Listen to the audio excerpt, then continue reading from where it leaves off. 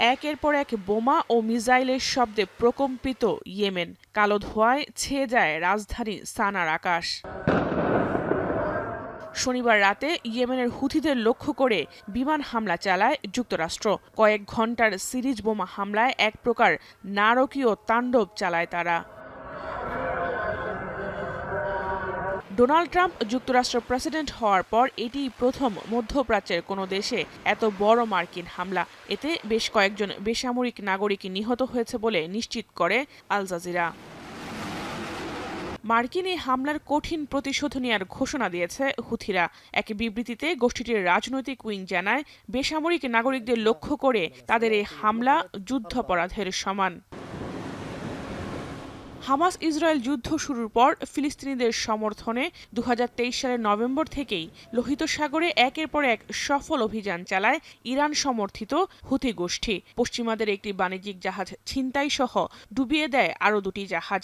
প্রায় শখানেক সফল অভিযানের পর লোহিত সাগরের নিয়ন্ত্রণ নিজেদের কবজায় নেয় বিদ্রোহী গোষ্ঠীটি। সে সময় হুথি আতঙ্কে সুয়েজ খাল দিয়ে জাহাজ চলাচল এক পর্যায়ে বন্ধ হয়ে যায়। গেল সপ্তাহে ইসরায়েলের বিরুদ্ধে লোহিত সাগরে ফের অভিযান শুরুর হুমকি দেয় হুথিরা। এর প্রতিক্রিয়ায় মূলত হুথিদের উপর হামলা করেছে যুক্তরাষ্ট্র। বিদ্রোহী গোষ্ঠীটির উপর আগামী কয়েক সপ্তাহ অভিযান চলবে বলে ইঙ্গিত দিয়েছেন মার্কিন প্রেসিডেন্ট।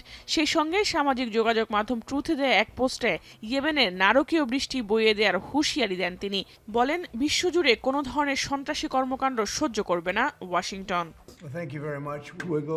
ইয়েমেনের পাশাপাশি ইরানকেও সতর্ক করেন ট্রাম্প। হুথিদের সমর্থন দেয়া বন্ধ না করলে তেহরানকে এর জবাবদিহি করতে হবে বলে হুঁশিয়ারি দেন তিনি। তবে ট্রাম্পের এই হুঁশিয়ারি তীব্র প্রতিক্রিয়া জানিয়েছে তেহরান। ইরানের রেভলিউশনারি গার্ডের কমান্ডার হোসেন সালামি জানান, যুক্তরাষ্ট্র ফের একই ভুল করছে, তাদেরকে শক্ত হাতে প্রতিরোধ করা হবে।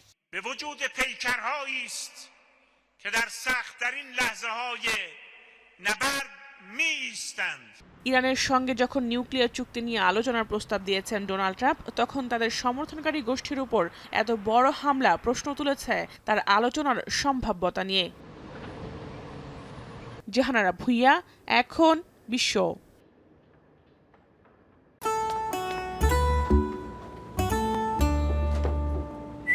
এই ঈদে জুয়েলারি ক্লোদিং এ বিকাশ পেমেন্টে ডিসকাউন্ট।